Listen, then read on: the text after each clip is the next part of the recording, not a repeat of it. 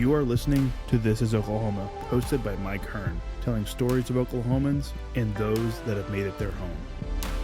What's up, guys? Welcome back to an episode of This is Oklahoma. Mike Hearn here, host, back with another episode. Excited to share this episode with you today, but before we do, huge shout out to our sponsors. The Oklahoma Hall of Fame have been sharing Oklahoma's story through its people since 1927. For more information on the Oklahoma Hall of Fame, go to www.oklahomahof.com. And for daily updates, go to oklahomahof on Instagram and give them a follow. Our other sponsor today is the Chickasaw Nation. Now, the Chickasaw Nation have sponsored pretty much everything in Oklahoma. They're a huge supporter of Oklahoma. And it's an honor to have their name and their brand supporting this podcast. So a huge shout out to Governor Anatoby for supporting this podcast. It really means a lot. This episode is brought to you by the Doghouse OKC. Recently, I have been in need of some doggy daycare for my two pups, and the Doghouse have come in clutch. The team over there are incredible. They've taken care of my two golden doodles, and so it's been an honor to partner with them on the podcast and share the love. Adding to that is the Doghouse, and so if you're in need of doggy daycare in the day or boarding overnight, they do grooming and other cool things too, but I've had a fantastic experience, and it's an honor and a privilege to share this with you too. So go to thedogHouseOKC.com and follow them on Instagram at thedogHouseOKC, and hopefully our pups will run into each other. What's up, guys? Welcome back to an episode of This is Oklahoma. Mike Hearn here, host, back with another episode. We are down at this wonderful building, Dean and McGee Eye Institute. We're going to reference it as DMEI for most of the podcast because it is probably easier to say, but they're celebrating 50 years and excited to dive into the story of this building and the current CEO, which is Dr. Michael Siatkowski. So thanks so much for coming to the podcast. Thanks so much for having me share the story. This building and obviously the name on this building is very, very important to Oklahoma, the history of the state and the city. And obviously you guys are doing incredible work here. I am someone who wears glasses, and so I've had a great conversation with Melody about my eyes and her experience over the years. She's been here 38 years, I think she was telling me. And so we had a great chat, but excited to dive into your story today and hear, you know, why it is you do what you do, what it is that got you started. So, but before we do that, 50-year celebration coming up in December. That's pretty impressive for America in general. For me, coming from the UK, and most things are 50, 100 years old, and that's centennials are happening yearly. But 50 year of this institution. First question I'm going to ask you is, how does it feel to be involved and to be the CEO of an institution that has spanned 50 years and helped the amount of people that you've helped? Well, I think the best thing I can say is it's a tremendous honor. We have great people who do great things here. And, you know, I've come to learn over time what a great value the Institute is to the public health of not just our city, but the entire state. And I'm continually impressed by the things that we do and how much, really, we're the business of making life better for people and making Oklahoma a better state. And it's an honor to be part of that. God, let's try not to. I'll edit that out. Take a sip of water. I'm joking over here. No, you're right. And I was reading all 77 counties. I mean, you're also going over the world. You've been to Africa, China, and is the Africa and the China mostly educational purposes? They're multi-purpose. In China, we do a lot of service, but one of the big focuses has been to help them develop a more efficient, robust training program for their doctors so that they can actually put out more doctors to take care of their people. They have a tremendous shortage there. In Swaziland, or now Eswatini, we do a lot of outreach in tropical medicine. We go to the bush and take care of people. That country has the world's highest incidence of HIV, so there's a lot of that work.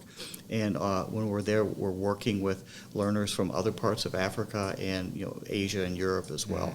I'm proud that we've done a lot of things there. Like, for instance, we did the first corneal transplants ever done in the country a few years ago, and it's wonderful to see the difference that makes in those people. Yeah, you get a true sense for not the meaning of life, but also just kind of, you have to travel, regardless if it's doing the work that you guys do, or just traveling in general to see the world and broaden your horizons on what is out there and what's possible and what means a lot, why some of these places are considered, the poorest places in the world, and why would you want to live like that? But then they're the happiest people in the world, and there's a reason for that. And then you're bringing it, your education and the technology, and to give them a better life, to make them see better, and all the things that you guys do. Yeah, I mean, it's amazing. Tremendous. And although we do a lot of direct patient care there, I think the most impactful thing we do is to train physicians there on how to do techniques, and that they can take to more people, and they can train their colleagues as well. So it's really a multiplied effect. Yeah. How long have you been here? I've been in Oklahoma since 1999, so over 26 years now. Moved from Miami, Florida. And it's been a great move. My wife and I have loved being here. All of our kids were born here, and I really consider myself an Oklahoman now. You went from dodging hurricanes to dodging tornadoes. Yes, that's right. That's the same. It's no big deal. Just one natural disaster after the other. Okay, let's dive into how you got started. Were you born and raised in Florida from Miami, or do you transition there? Actually, I was born in Pennsylvania in a really small town, about maybe 2,000 people in the Allegheny Mountains. It was a fairly economically depressed area, kind of Appalachian coal country. Mm-hmm. And I grew up there, went to high school and graduated there. And from there, I went to college at Penn State, and then to medical school at Jefferson Medical College in Philadelphia. I did my residency in Western Pennsylvania in Pittsburgh, and then went to Miami for additional training in pediatrics and neuro-ophthalmology. And after that training was over, I stayed on the faculty at the University of Miami for 6 or 7 years before coming out here. Remind me, because I'm not massive on medical terms. Pediatrics is the kid stuff. Yes. Okay, yeah. So children's eye problems. And then ophthalmology is? I do pediatric ophthalmology, Okay. so kids' eye problems. Gotcha. And neuro-ophthalmology, which is how neurologic disease or brain disease affects your vision. Okay, so that generally stems across all ages then. So you got the children Yes. with and then you have mostly the neuro stuff is generally in elderly? It can be, but Okay. there are a lot of kids that have neurologic issues, okay. like genetic diseases or brain tumors or Okay. infections, inflammations too. So Yeah. there's a lot of that. Yeah. That's a lot of education. That's a lot of time in school. Clearly you love what you do. What was it like growing up in Pennsylvania back home? What are some of your earliest memories?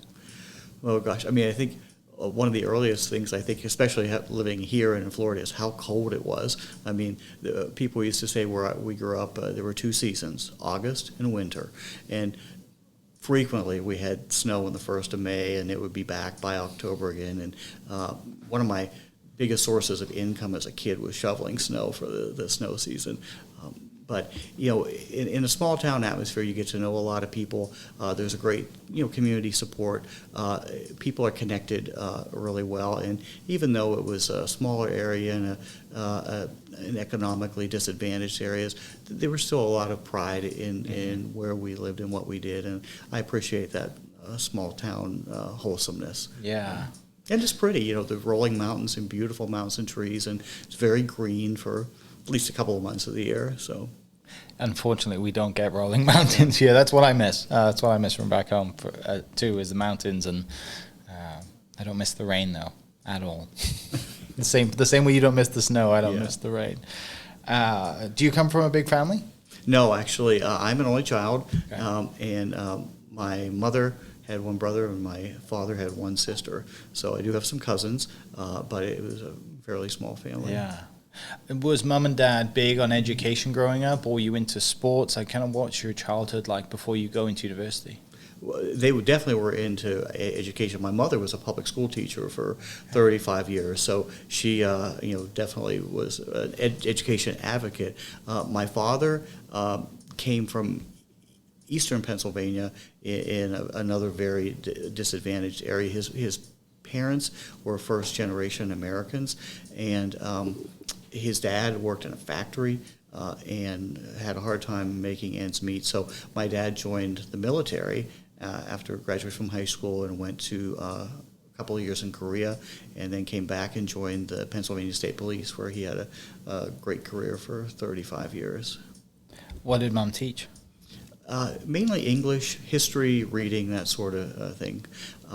And she was a tough teacher, I think. But I remember as a kid, like sitting on the porch in the summer, some of her former students would come by, and they would always stop by to say, how much they had learned from her, and even though she was tough, how much they had grown, and they were better people for her. And that always stuck in my mind. And it's one of the things I like about medicine is that at heart I think I'm an educator, and we do a lot of education in medicine. Obviously, there's an art to teaching your patients what's going on and what are the options, and help them make the best decisions.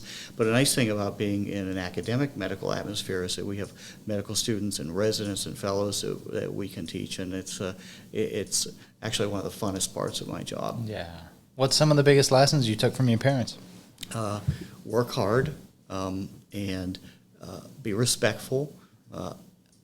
It's okay to be creative. It's okay to share your ideas, but at the end of the day, you have to work in a team. And I think those are good lessons for everybody. Absolutely, yeah. The world needs more of that. It's funny you asked that question because one of the schools that my kids went here to, they had a motto, and I realized finally it was actually the same thing I kind of learned growing up, and the motto was, think well, work hard, work well together. Think well, work hard together. Work well together, Work well together. Yeah, and I thought that's really the message that every kid's supposed to learn growing up. What school is that? That was Westminster. Okay, yeah. A great school. Yeah. So growing up, your dad goes military into the police force, mom is a teacher. You're an only child, but you have a couple of cousins around you. What is high school like? Are you diving on every sports team and playing as many sports as you can, or are you on other different avenues? Well, if you take a look at me, you can pretty much realize I was not on the football team. But I did play junior high basketball. Okay. And I believe it or not, I was actually one of the taller kids then, and then that got wiped out by high school. I played tennis, and I did a little running. But another thing, not a team sport per se, but living in the mountains with the snow, we had a school ski club, so I was very active in the ski club, and went every Wednesday, right after school, would go take the bus up to the mountain and would go skiing for a couple hours. Yeah. Never been skiing. I've been told that I should try it, but I'm 35, and I think if I do take a fall, it could be really, really problematic. So I'd rather not stick to staying on the ground and playing golf. But the views in the mountains and everything up there, and that's something that you never forget, right? Every Wednesday, jumping on the bus with your mates and going skiing and learning not to be outside. So. It is a lifelong sport. That's a nice thing about it. Yeah, absolutely. Yeah, I had a couple of friends of mine, teammates in college, who were from Sweden, and they were like, "Yeah, my cousin and all family are learning to ski as they learn to walk." Yeah, and you're just like, wow. Well, I wasn't that. I think it was about 10 when I really learned, but. I'm not really good at any sports, but it is fun, and I'm really, really bad at golf. I do like getting out there. When you do or get 5 hours to go spend outside, right? Because that you're not doing with your kids or your family, or you're busy or other things. That's the one thing I wish golf wasn't so slow. Only it doesn't take so much time up of your day. But sometimes we need that peace and quiet just to go out on your own. So high school. So what leads you to going to? Was it Penn State to start? Like, what was it about Penn State that you wanted to go there? And then at that point when you're graduating, graduating high school, do you have an idea of, I want to be this when I'm older? Did you know at that time? And then why Penn State? Well, I mean, the first thing I wanted to do was to be an architect, because I liked buildings, and I thought, the different styles of buildings looked really cool. And when I was a kid, there was the Brady Bunch was on TV, and I think the dad was an architect. I thought it looked like a really fun business. And then I finally realized that A, I really couldn't draw, and B, I really wasn't that creative, so that wasn't going to work. I always liked science and math, biology, stuff like that. And when I went to the doctor as a kid, I just had this immense respect for what they did, and I thought it was really just so complex and made such a big difference. So, and my doctors were all really nice. I was like, what a great way to touch people. So I think, the combination of that with my like of science really pushed me towards medicine. So I was pretty sure in high school that I wanted to go into medicine. Yeah. What was it about medicine that piqued your interest when you were young in high school? Well, I would go back and just, say, as a kid, I was really farsighted. So I had to go to the eye doctor a lot. And, I remember getting the glasses for the first time and things looked different and doing all the tests for the depth perception and 3D vision. I thought that was really cool. And that always stuck in the back of my mind. And then, although I had a small high school, it was really good in that, our science classes always tried to show practical application, whether it was, chemistry or biology or physics. There were occasional things with health, how this was used in health, and I just really like that. Yeah. Well, this seems to be like a good match, and I realized it was somewhat competitive. I thought, okay, well, I'll start this, and if I don't make it, I can go Right. into one of these other fields. Yeah, and Penn State had a pretty good medical program, and it was kind of close. Yeah, Is it close Penn to State town? was about 60 miles from where Okay. I grew up. So, Yeah. I am a Nittany Lions fan. I grew up going to Penn State football games a couple of times a year. Yeah. Just an ardent Penn State fan. And so that was one issue. And the other issue is I got a scholarship to Penn State. So, Okay. that was really the driving issue because that was going to be really easy on my parents. Yeah. What were the other?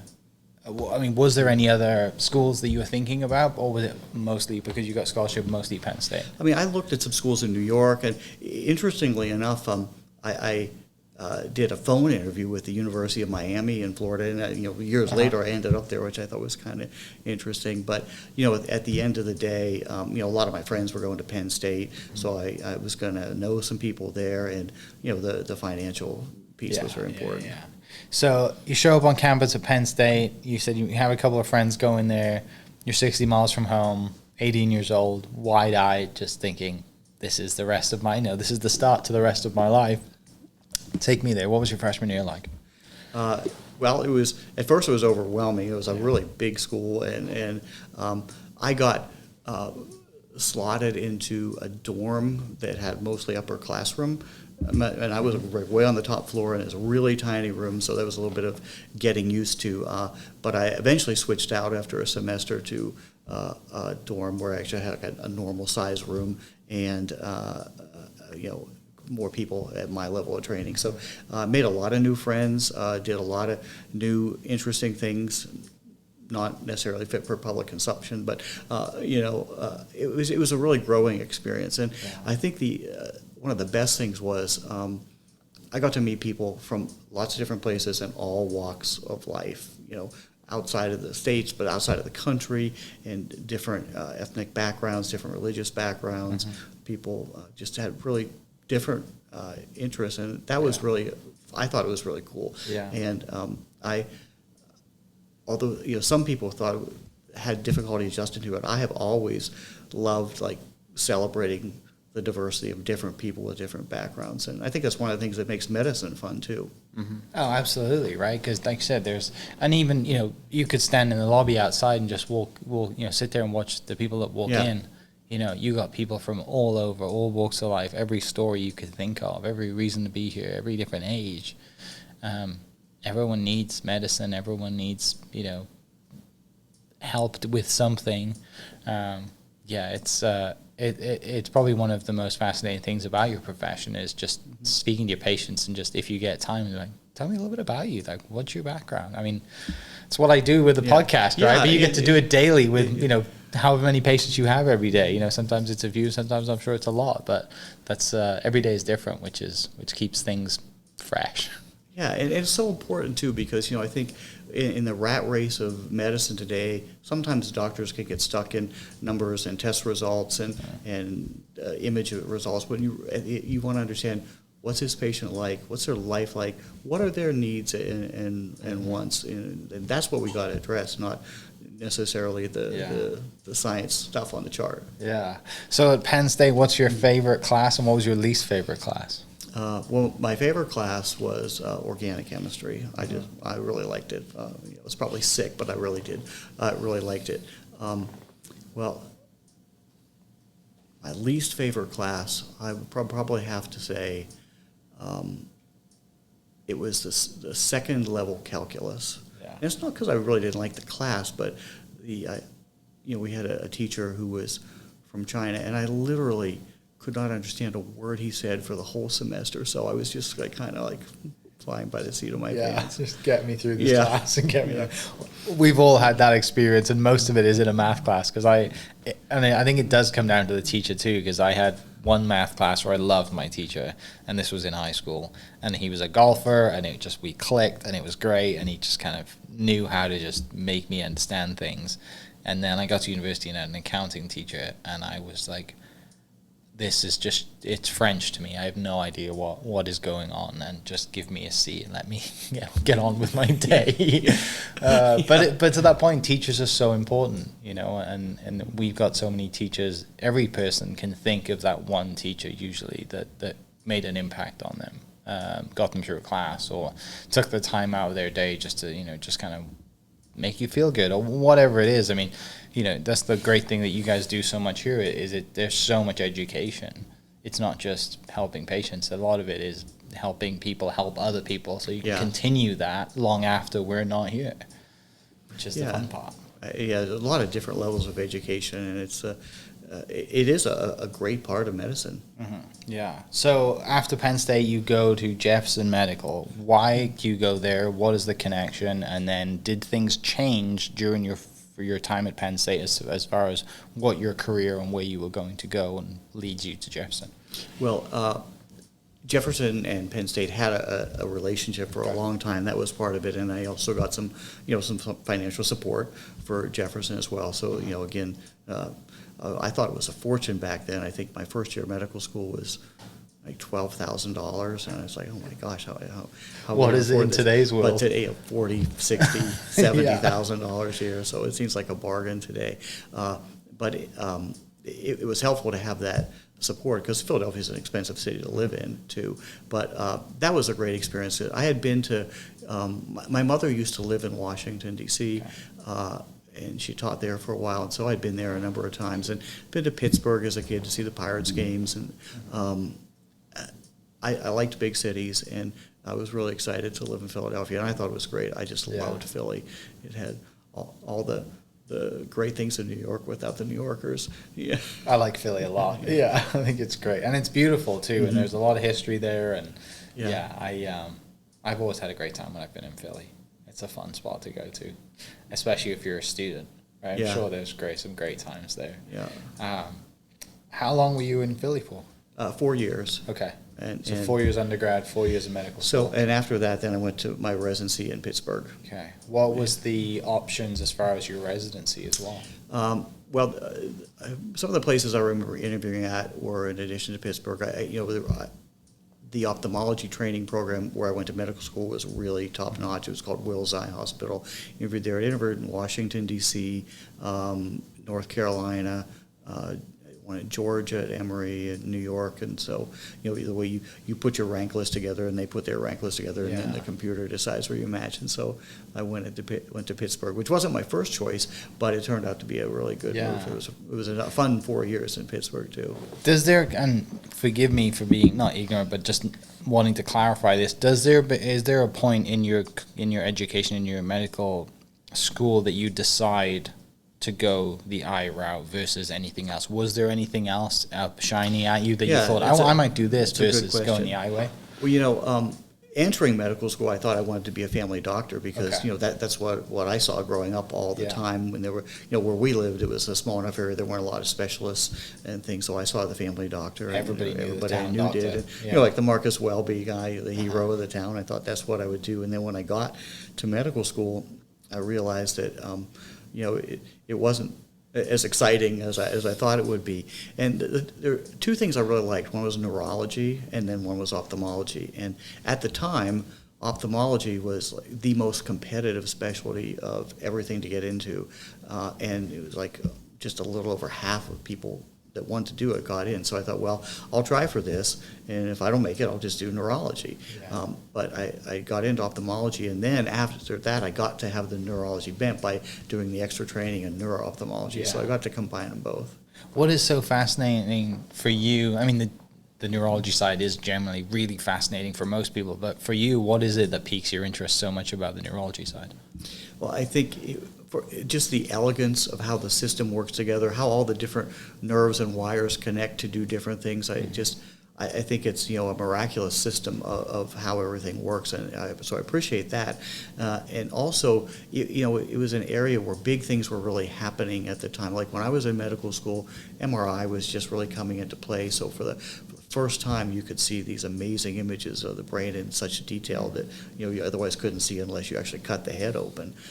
So that was a big thing, and they were getting some new treatments for things like multiple sclerosis and stroke and things like that. So it was an advancing field. Yeah. So how long are you in Pittsburgh for your residency for?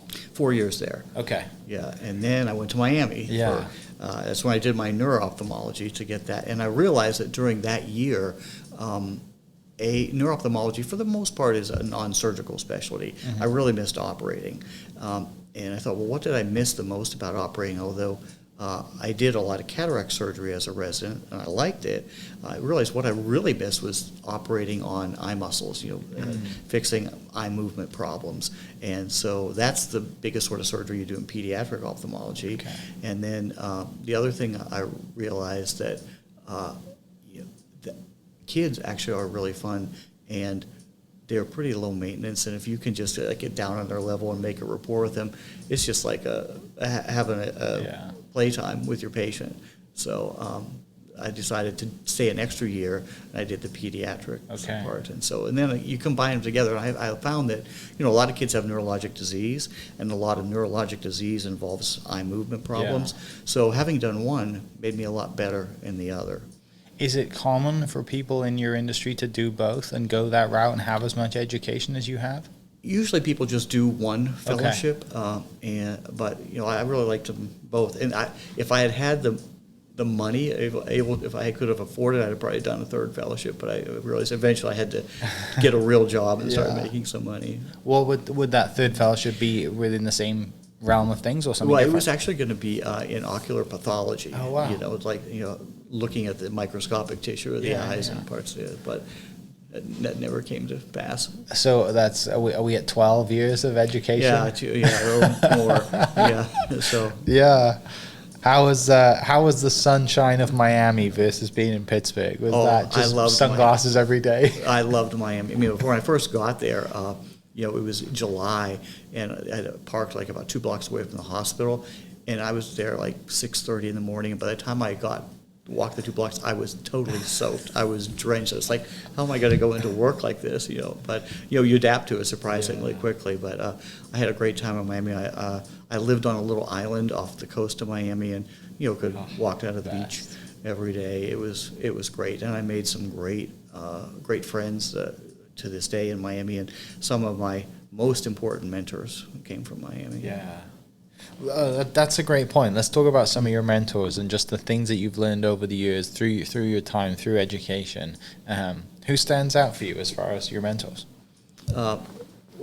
Probably my most influential mentor was a guy named J. Lawton Smith, who was a neuro-ophthalmologist in Miami, one of the first neuro-ophthalmologists in the world, and just an incredible teacher, an incredible communicator, and a devout Christian as well.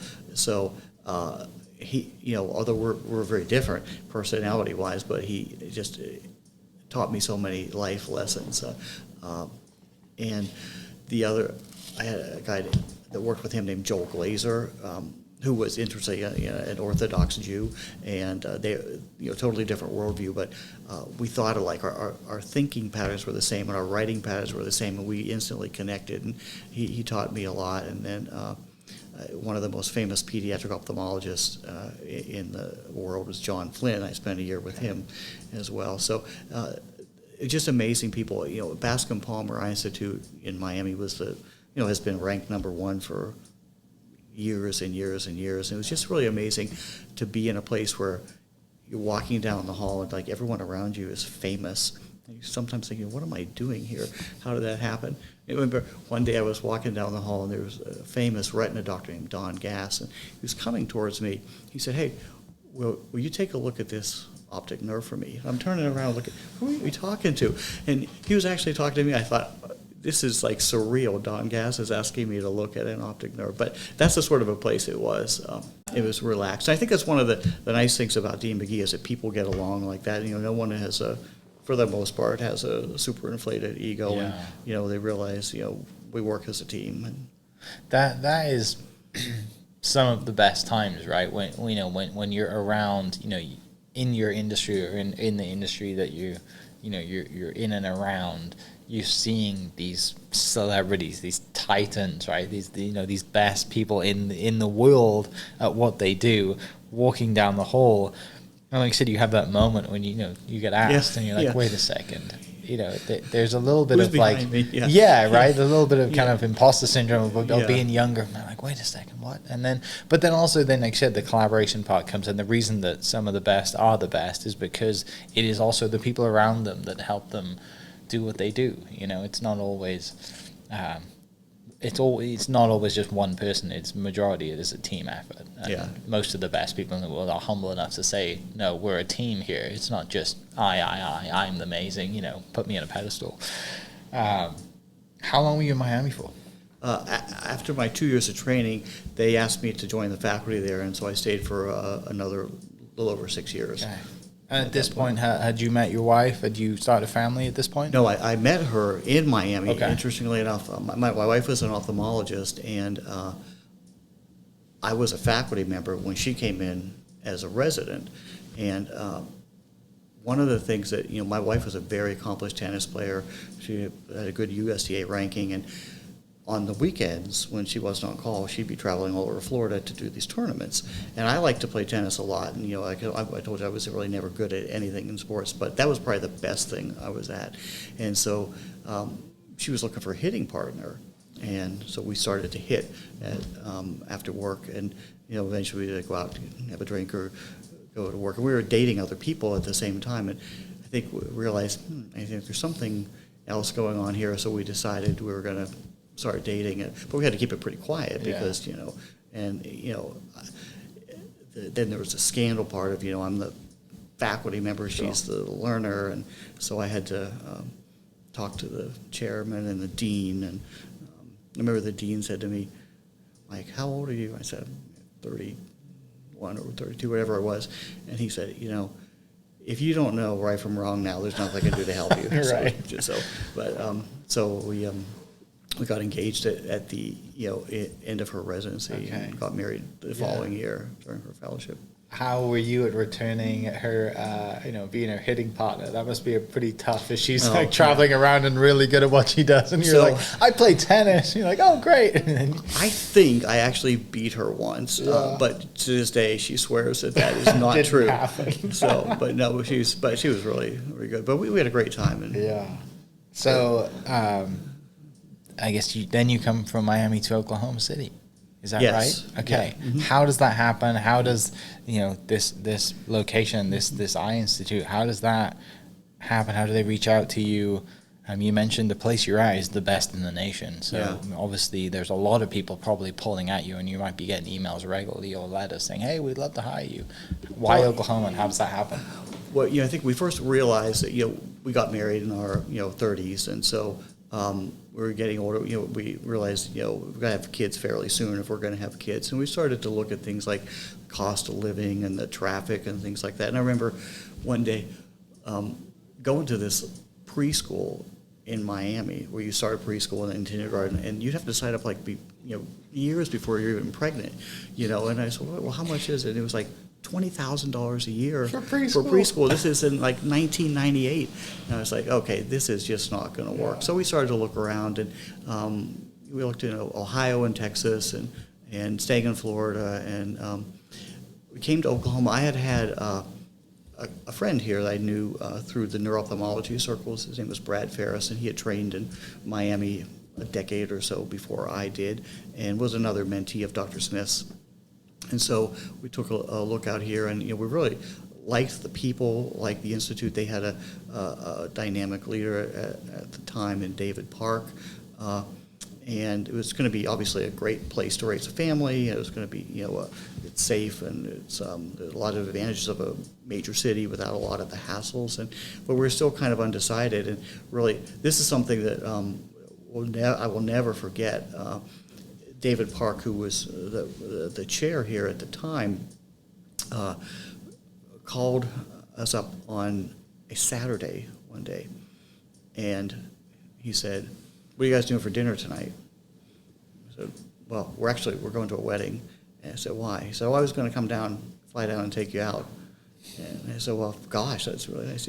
I'll tell you what, I'll fly down tonight, book us a brunch at the best place you like in Miami." So we did, and I thought, gosh, if somebody was willing to make an overture like that, they must really want us. And it's not necessary that they want us because we're anything really amazing, but that there was a clear need for people that do what we do here, and we thought this is a place where we could really fit in, be really comfortable, and also make a difference to on a large scale, and so that's why we came here. Yeah, and so. Mr. Park hired you and your wife as a package deal to come to Oklahoma. Yeah, well, I wasn't coming without her. Yeah, so, she's in the industry too, right? Yeah, she's a cornea doctor, and she's actually the smarter of the two of us. And I could tell you, she, I trained her when she was a resident in the OR. She's just a phenomenal surgeon. She's better than I am. Yeah, that's smart of you to say on record as well. If your wife's listening, it's true. It's definitely true. Yeah. Well, what was your wife's name? Rhea, if you want to come on the podcast and set things straight and say that he didn't beat you, you're welcome. That's great. Do you guys still play tennis? No, we don't. We kind of, after the first kid, it kind of slowed down. There was no time. And then my wife had she was quite an athlete. She had a major injury in softball. And so one knee was bad. And then maybe 7 or 8 years ago, we were skiing. And in Colorado, and she was in the lift line. After she was just coming down like either like a black and she has a perfect form. She's a great athlete, and so we're in the lift line, and some snowboarder comes and plows into her, and she tore her other ACL. Wow. So she had to have surgery on that one, and then she recently had the first knee replaced. So we may get back into it. Yeah, but it takes a lot more energy than I right. to have. I'm sure. Yeah. How many kids do you guys have? 3. Okay. What are their ages? Our eldest is 24. Okay. And she graduated from UCLA in communications, and she's actually back in town. She's the digital media editor for KOSU. Oh, yeah. She loves that job. And our middle just graduated last year from Baylor, and she's working in an internship in Amarillo, and she's going to go to Argentina for a year next year as a Fulbright scholar. And she might, maybe, go to medical school. She's still thinking about that. And then our youngest is a junior at Baylor, and he's in finance. Okay. So nothing to do with medicine. Do the kids share your wife's tennis ability as well? Let's see. Josh plays tennis. I think he's reasonably good. The other two don't. My girls their big thing, they were figure skaters for years. Okay. And so. Yeah. Well, that's really cool to have. And obviously, you come in here in 99, your eldest daughter being 24.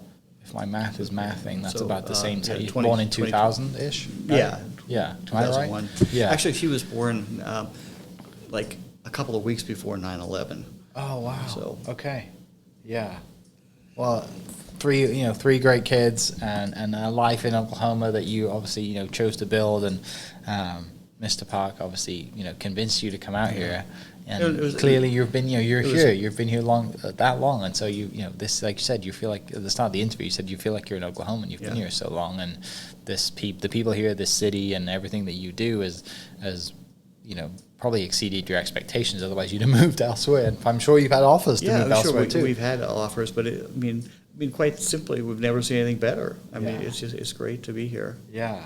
Let's talk then about the Eye Institute and everything.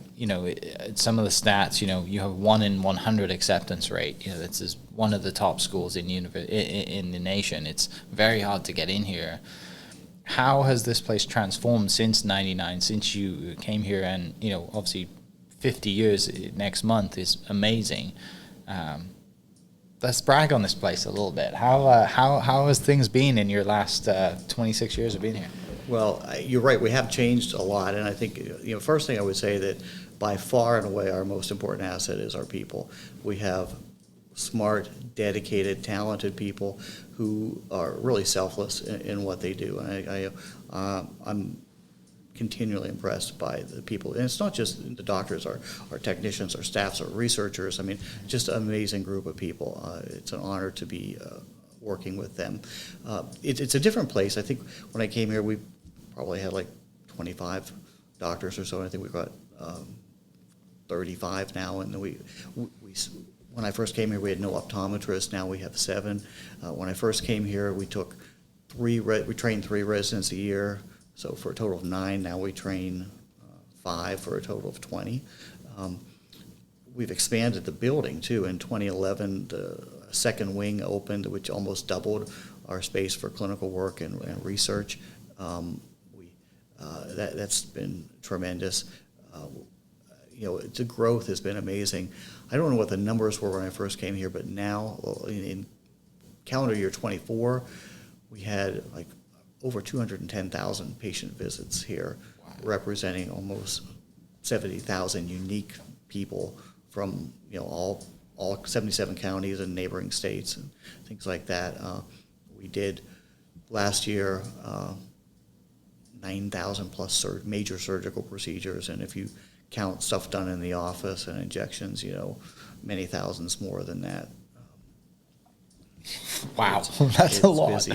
Our researchers are amazing. I think we're at a point now where all of our PI researchers have extramural funding from the government, mm-hmm, which is a hard thing to do in this day and age. And if you look over the last decade, on average, every year we had about $4 million of federal funding for research. Yeah. So. Most people don't talk about the research side, right? They talk about the patients, they talk about the education of your doctors and the talent that you have here. Shed some light on the research side. There's obviously it's groundbreaking, and there's a lot of things that happen, and research is very important. As far as the research you guys do here, what are the things that you found out? What are the in your time here? What are the great breakthroughs you've had? Yeah, I mean, I got to go back for a minute and say, we wouldn't have this research enterprise if it wasn't for one man named Gene Anderson, who was recruited here by Dr. Park a long time in the 90s from Baylor. And he really kind of single-handedly built the research enterprise here. He's one of the most funded researchers in the world. I think he had, last time, like over $60 million in personal funding throughout his career. And he did amazing things in the retinal field, and particularly in the genetics of some inherited retinal diseases and discovering genes and how they worked. But he built a team, so we're all standing on his shoulders. Our current director of research is Michelle Callaghan, and she is a microbiologist by training, and she works with infections inside the eye. And in fact, she's probably the number within the top 2 or 3 people in the world that understand this one particular bacterium, how it works and causes eye infections. And infections is a big part of our research. Another big part is retinal disease. Obviously, we study things that are big diseases in the U.S. that cost the government a lot of money, like diabetic retinopathy and macular degeneration, age-related macular degeneration. We also study inherited retinal diseases and how those genes cause problems and ways to prevent that.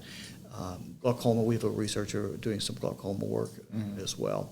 And research, we do obviously a significant amount of vision research here, but across campus and other departments, like Julia Busick in biochemistry and physiology is a renowned eye researcher herself. So there's quite a team across campus. But it's all part of the same thing. I think everything we do traces back to the patient. Obviously, patient care does too, but so does research, because if you can find a new treatment, or even better, some way to prevent a disease, that's an amazing thing for public health. And our educational mission too, the residents are learning how to take care of patients, but on the other side, we're facing a huge shortage of ophthalmologists in the country. In fact, the recent government estimate says that by 2035, the country is going to have a shortage of 30% of ophthalmologists needed to care for everybody. So as we can put out more people that are well trained that take good care of patients, that's a huge help for the public health access. But it's a problem we really got to face. But one of my sort of monikers is no matter what we do here, our end customer is the same. The most important stakeholder we have is the patient. Yeah, and you have 9,000 surgeries last year. That's a lot of important people. You know, that's, I don't want to do the math, but that's a lot of surgeries every day. How has your journey been? You know, obviously now you're CEO. How has your journey been from 99 to now? What is your kind of, you know, your roles? How have they changed in the last 20 plus years to get to where we are today?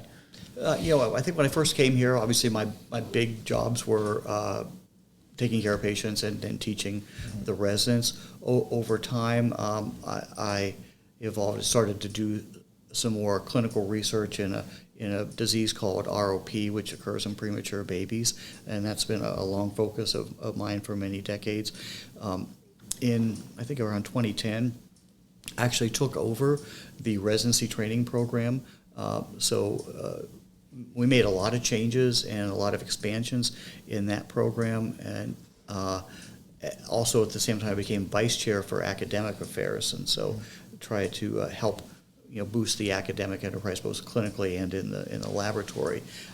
So when my friend and mentor and successor, Dr. Skuda, stepped down in 2020 or 2021, I guess, he was very helpful to me and kind of advising me things that I could potentially do in his job, ways to make the institute better, things I would have to look out for, and so it's been quite an evolution. But I think at the end of the day, the two things I started out doing here, I still do take care of patients, I still teach residents, and they're still some of the most rewarding things that I do.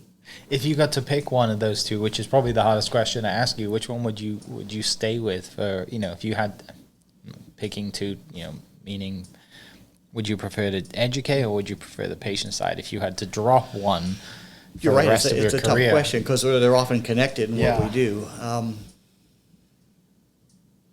I guess I would say that, I probably would say education because obviously, there's going to be a time when I'm not as facile anymore. I'm not going to be able to operate it like I do. There's going to be a time when, technically my body's just not so good at examining patients, but hopefully I'll still have enough wits about me to provide good information to the students. And you know what, the farther I get along in education, I realize there are a lot of facts we have to impart. There's a lot of new medical knowledge that comes so fast. But one of the most important things I think that I see myself doing now is teaching the young people how to think, because there's no way you can keep up with all the information. There's no way you can utilize it all. We have to be in a place where we're the master of artificial intelligence, not it's telling us what to do. So teaching people how to think in patient care, I think is the most valuable thing I can do. Yeah. Back to the side of your mom wanting to teach or being a teacher and having that ability to explain the point in a way that, people ask me to try and teach them how to play golf all the time, and I always say to them, if I teach you how I play golf, you'll be terrible. I can't put it into words to make it so you would understand it.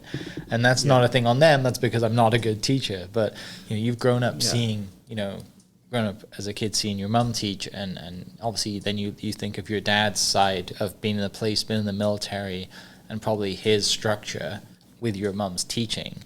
Both of these things play a role in the things that you've learned, and then you talk about all the mentors that you've had growing up, and you get to where we are today, this amazing melting pot that make us who we are. It's fascinating to look back. I love looking back at it. One thing you mentioned, you mentioned AI and technology, and earlier on, when you were in your education, MRIs were slowly coming in. You've got to see the technology evolve and aid you and your colleagues in everything that you do.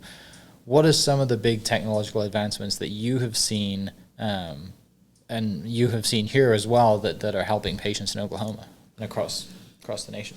Yeah, well, I've been around a long time to see a lot of those changes, and I think, I would say that the imaging is a huge change. Obviously you got the MRI, you can see into the brain and inside the eye, but to image the eye now, we have instruments called like an OCT,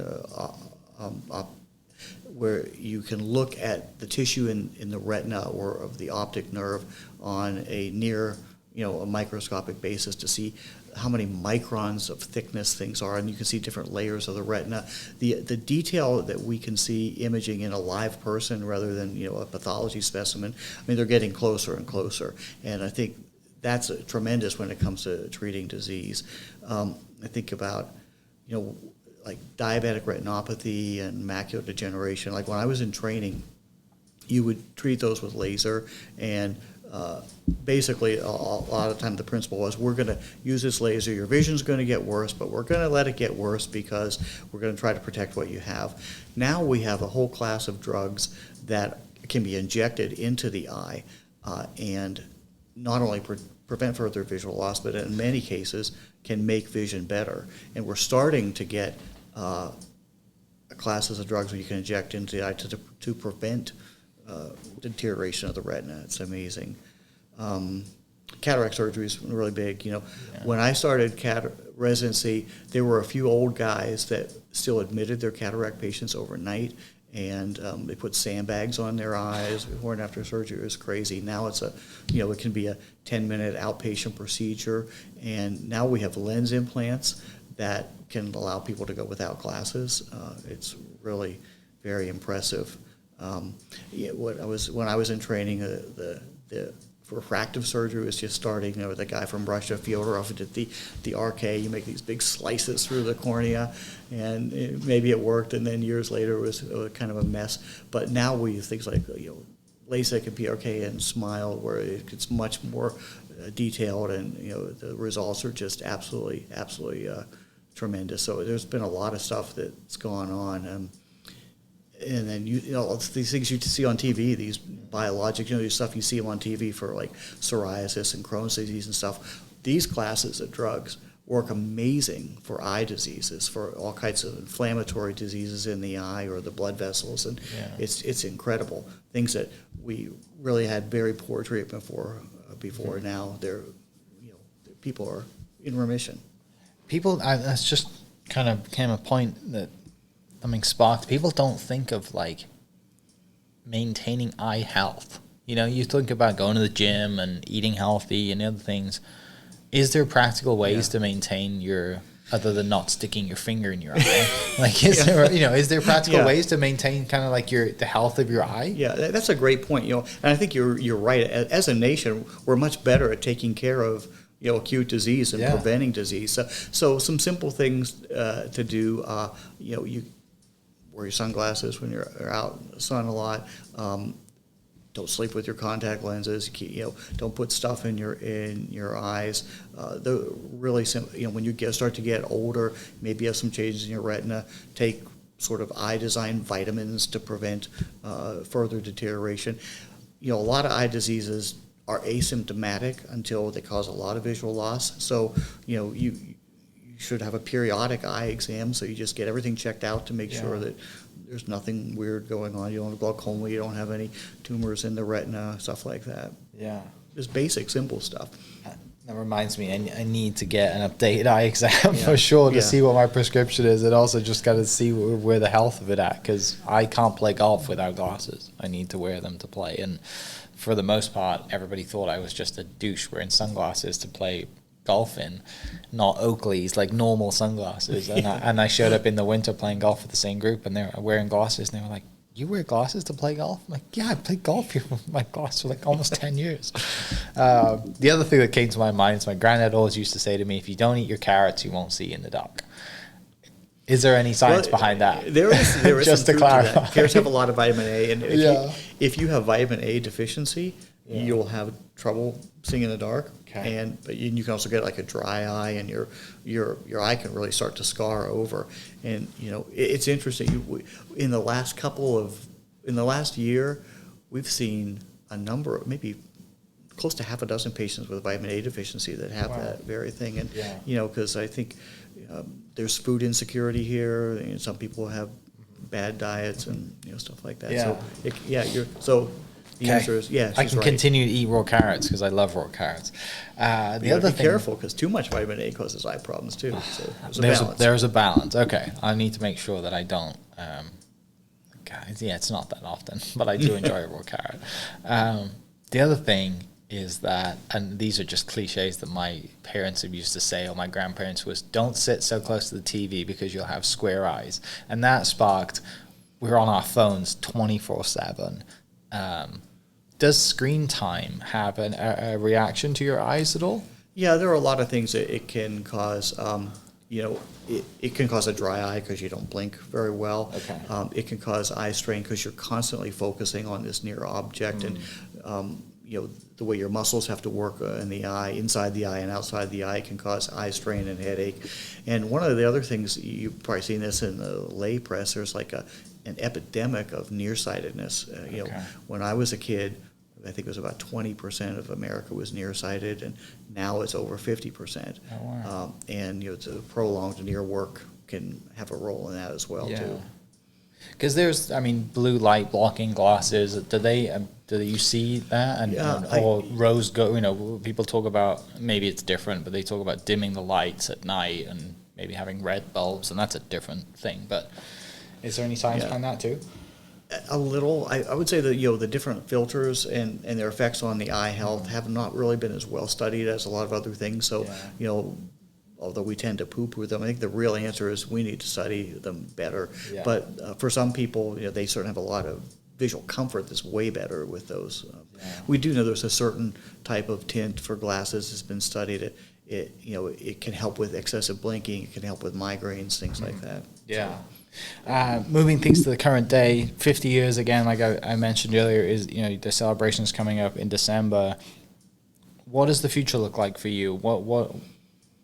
Do you have a deadline day that you think, when I get to this age, I'm going to retire, or do you want to just continue to educate and do as much as you can do?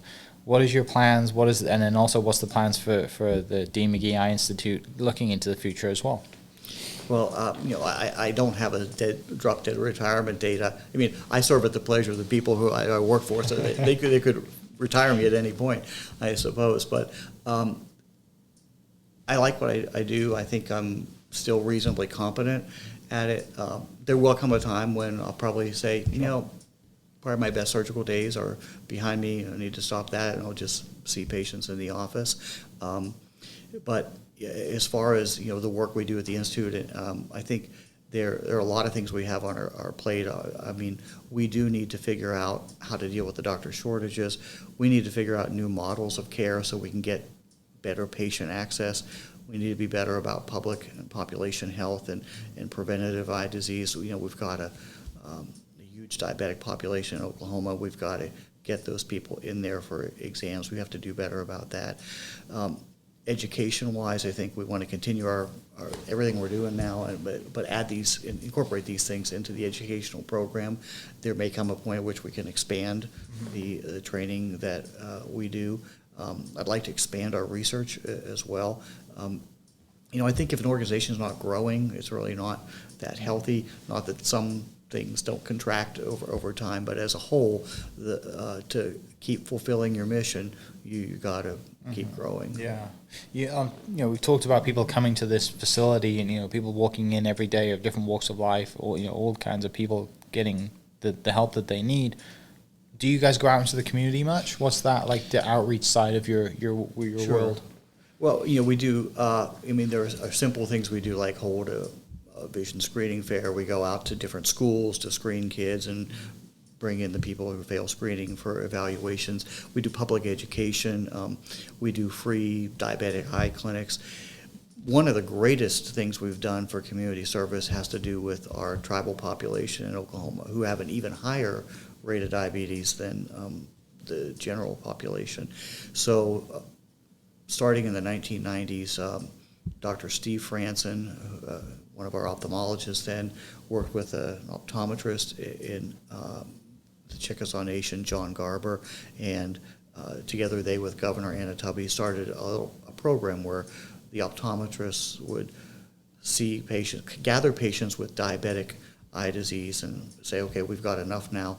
Dr. Franson would come down there and use his laser or do an injection later and take care of it. And so that model really worked well, and in a small population was able to increase the access in the diabetic population by double. And so that's expanded. And so now Dr. France and successors, we had Dr. Shaw, Dr. Kingsley, now Dr. Fairless, they go to multiple different tribal clinics in the state to take care of patients with diabetic eye disease. So that's been a real game changer, I think, from a public health standpoint. Is that one of the most common reasons for eye disease That is diabetes? Yeah, especially in our population here. And that's mostly to do with diet, do you think? Some of it is diet. A lot of it's genetic. Okay. For sure too as well. Yeah. So it's a multifactorial disease, but it causes a whole spectrum of eye problems. Yeah. Interesting. That's I've learned something today. I've learned a lot of things today. That's one of them. What does your typical day look like? I haven't asked you that yet. What's a typical day for Dr. Mike? One of the things I like the best about this job is there is no typical day. Yeah. There are certain days I will see patients some of the days, certain days I operate some of the days, but sometimes I'm giving lectures, sometimes I'm meeting VIPs, sometimes I'm working with the College of Medicine, sometimes I'm talking to community groups. This is my first time doing a podcast, so it's really something different. I just don't have a typical day, but I like it that way. What's the rest of your day look like? Today, let's see. Well, I've got a board meeting at lunch. I'm going to see patients this afternoon, and I need to talk to our animal research group for another meeting. As far as animal eyesight as well? Well, our researchers use animals in their research, typically mice and rats. And tomorrow I'm going to see some patients, and the whole rest of the day is going to be interviewing new prospective residents for next year. So that time of year now is where you're interviewing new prospective residents. So we have maybe 600 some applications, and we're interviewing 48 out of that, and we will choose 5 out of that 48. Oh my gosh. Yeah, it's not easy to get in here at all, right? But again, you're learning from your team, the best. I'm sure everyone who does get through that 48 and get to the 5, they're the cream of the crop. That's great. Looking forward for going. You mentioned the shortage earlier. How do you get to grow that number of 5 that you get to hire? What is the need there, and how do those things come in place so that you can maybe hire 10 or double? How does that grow? Well, obviously one component of this is somebody's got to be able to fund it. And sure. All funding typically comes from the federal government, but for the most part they haven't had a significant increase since 1970s. So we find other sources of funding to help with that. That's one thing you got to do. Another thing is you got to make sure that you have enough teachers and enough patient volume. So you got to put that together, and they all have a certain requirements they have to do. They all have to have some electives, and you got to work with not only all the doctors here, but the people in the hospitals and in the College of Medicine, and it's a scheduling challenge as well. But those are the things we look through. So we've made like one at a time changes, and you might think you're only going to have one more person a year, but it totally changes everyone's schedule. So we have to do it very incrementally. But we try to look for innovative things to do. Like for instance, OSU used to have a training program, but it closed down. And so we've developed a partnership with them where if we're able to take one of their graduates to train, then they'll help us with the funding. To that point, there is a merger happening with OU Medical. Yes, that's right. How does that work? What are the details there? And I assume that's for the best. That's great news. Yeah. So you're right. It's starting in January. DMEI Eye Institute is going to integrate with OU Health. So that means that OU Health will operate our clinical practice of ophthalmology, and we're also at the same time negotiating a new relationship with the College of Medicine. Now, obviously, we've been affiliated with the hospital and the College of Medicine ever since our inception. So, but we're formalizing things a lot more.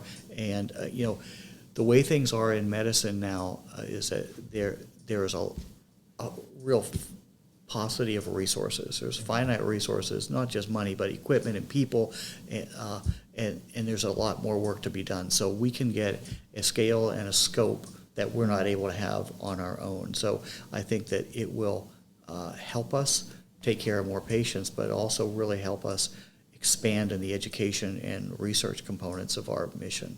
So you'll see co-branding, OU Health and DMEI Institute will be co-branded all over the place, but what's it going to look like, we don't really know for sure, but we're going to figure it out. I mean, OU Health is the state's flagship only academic enterprise healthcare system. OU is our flagship university of the state, so it makes sense for us to connect even more tightly with them. So I don't think any of us knows exactly what it's going to look like, but what you have at the College of Medicine, at OU Health, and at DMEI, you got a group of people who care about the state, want to make Oklahomans' lives better, and are totally committed to doing not well, but excellent at everything. So we'll figure it out, and we're all going to be better. That's exciting, right? It's exciting growth, and like I said earlier, if you're not growing, then something's we need to continue to grow and continue to look in other areas, and whether it's education, research, or growing the patient side, and serving more people, like that's what you feel like you should have been hired to do, as well as all the other things that you do in your day job. But you're right, like if you're just maintaining, then we need to keep pushing forward. It's not as fun to just maintain. The needs are getting bigger too. And the needs will, unfortunately, they'll probably always increase, right? Unless there's breakthrough research somewhere. One thing I want to ask you, and then the two questions I want to ask you, they're kind of tied together, but I'm interested to see if there's a difference from your side. First question is, what are you most proud of? Career-wise? We can do both. Well, I don't know if I could be proud of them because it really had nothing to do with them. I think about my wife and kids. I mean, but because I'm the most thankful for them. I mean, they're amazing people. I really don't deserve them. They probably feel the same about me for the wrong reason. But I'm blessed with a great family. Everyone in my family is better than I am. Is the best way I can say it. Yeah, it's great. I think take it from a professional standpoint. I'm just really honored to have been ever since my days in Miami, to be part of an organization that really is excellent, but is really making a difference. Because I think everybody has an innate desire to want to leave a legacy, be involved in something way bigger than you are, and that's what I've had the opportunity to do at Bascom Palmer and at Dean McGee. And you think it's not. You think what do I do? I mean, I have a really tiny piece of what makes someone's life better, but the best thing I can do is do my absolute best to create an environment that gets amazing people here and gives them all the tools they need to succeed. And that's what my goal has been. And medicine's a changing field. It's very challenging sometimes, but I think I've evolved where I don't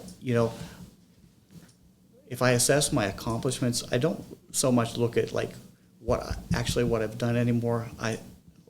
It's more like learning how to navigate better in a complex field that has increasing responsibility and less control. Yeah. And I think if you get to that point, you can come up with good ideas and make good decisions. Yeah. The next question, which is very sort of can tie in and very similar, is what do you want to be known for when it is that you're hanging up?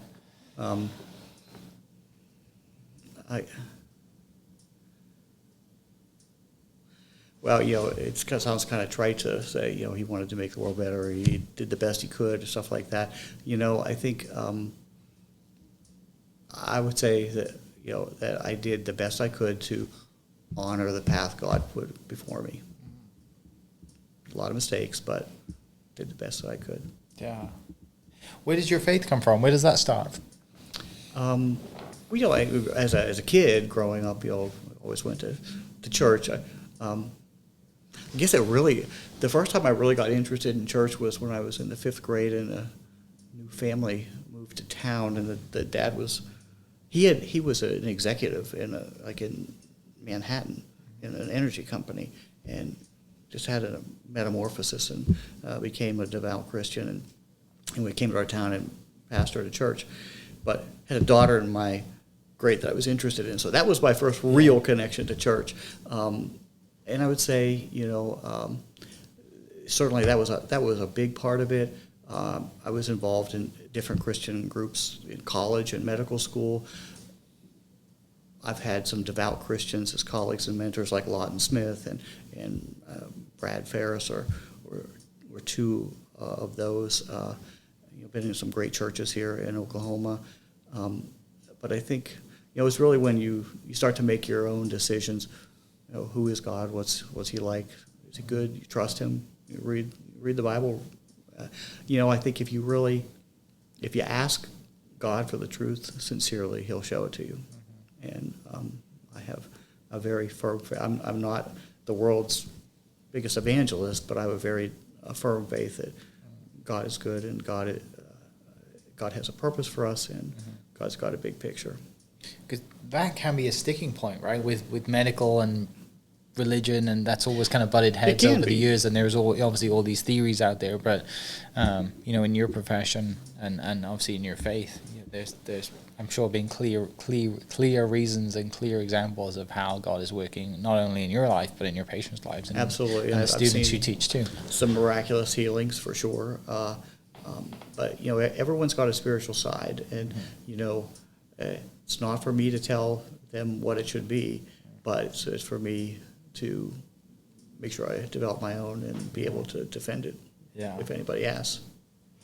Taking you out of some heavy questions into some fun questions, what is the most Oklahoma thing that you do since you've been here now quite a while? Oh my gosh, I have to think about that. Well, I actually never had fried okra before I came here. We didn't even know that it existed. I love fried okra, and in the Northeast or Miami, there is no such thing as decent barbecue either. So great barbecue here. I think another thing, I never in a million years thought that I would be a Sooners football fan. At it was a couple of times Penn State played Oklahoma. I kind of really disliked the Sooners. But now I'm definitely a Sooners fan for sure.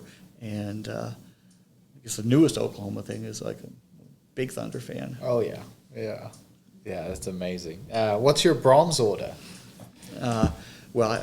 Can't put on too much weight, so it's a junior chocolate shake.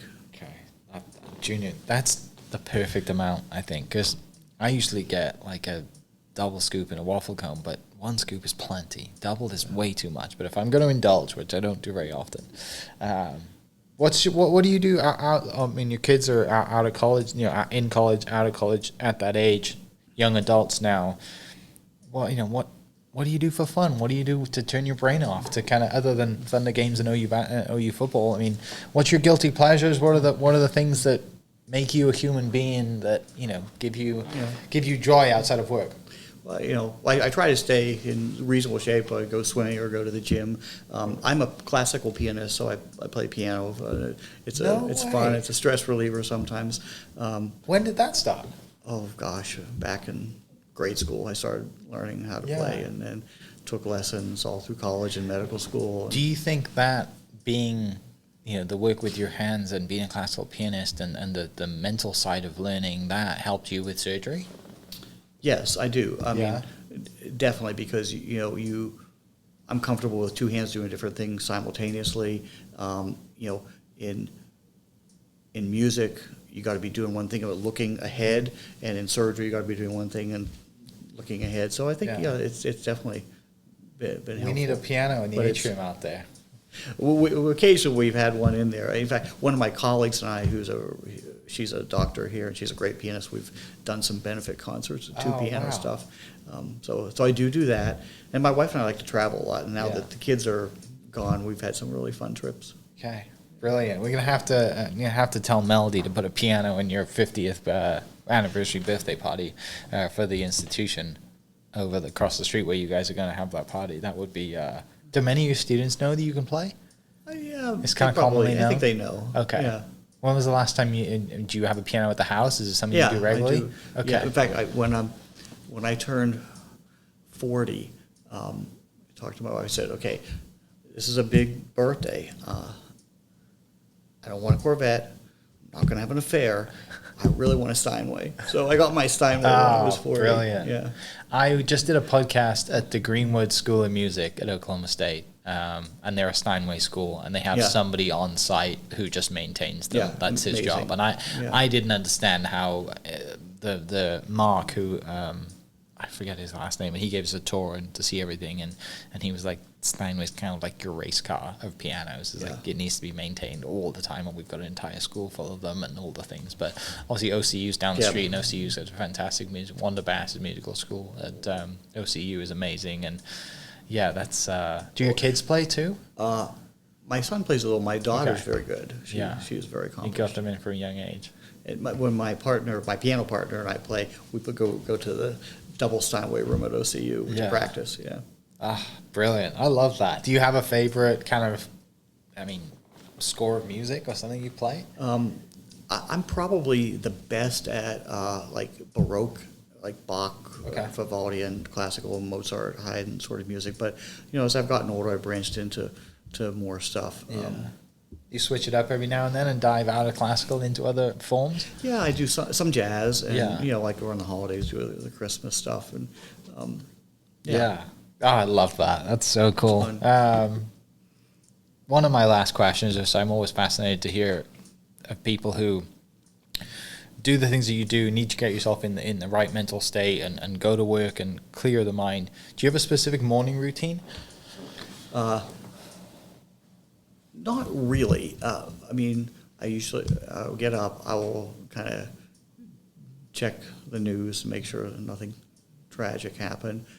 Have coffee with my wife, and it's really different because I sometimes have to be up really early, and I'm not a terrible morning person, so I'm up at the last minute moving. I try to get a place in time. So not really, but if I have a lot of time, then we'll sit down and have a coffee and listen to a podcast, or talk about the family, or talk about what's going on in our private thoughts and lives. So it's probably the most relaxing morning, but they don't have it all the time. Yeah. I don't know why this just came to my mind, but is Andrew Huberman an ophthalmologist as well? You know who that is? No, I don't. Okay, he has a big podcast. I was looking him up. He has a really big podcast, the Huberman Lab. He is a PhD in neuroscience from UC Davis and tenured professor of neurobiology and ophthalmology at Stanford. So you mentioned podcast, and that's what came to mind. He's a really big podcast. Have you thought about going down the podcast route? No, I haven't. No. I'm not sure. I don't have your talent for that stuff. I just like to talk. That's the talent. Yeah. It's a great education tool, obviously. Yeah, it is. And after raising 3 kids, you realize that not everybody wants to hear what you have to say. So, but maybe if I retired, or I thought about writing a book. Yeah. Yeah. That's how I see this. It's the verbal book, right? It's the easiest way to get your thoughts down that you can now use an AI can translate into a book, right? Yeah. This is writing 1,000 words a day and then editing down from that. The only thing bad about the podcast is if you say something dumb, it's around for posterity. I had to get over that really quick because I try not to say dumb things, but it is what it is. You get really used to hearing how you sound on the microphone versus how you think you sound in your own head. You sound different in person than on the computer. You definitely turn the voice on, right? The presenter voice, if you will. I don't like to do it, but there are definitely people who do that. Yeah. I didn't go to school to be a presenter. I just stumbled into this. But this has been a blast. Thank you so much for diving into your story. I'm sure we could sit here and talk about golf and dive into sports. And I'm an OSU fan, so football has not been great for us recently, but our golf team's great, and basketball seems to be doing well, and wrestling and all the other sports are amazing. So there are other things to be cheering about in Stillwater right now. But I do enjoy watching all sports. It doesn't bother me to come from where I come from, out of town and out of country, to support anybody. I just love sport in general. But this has been a blast.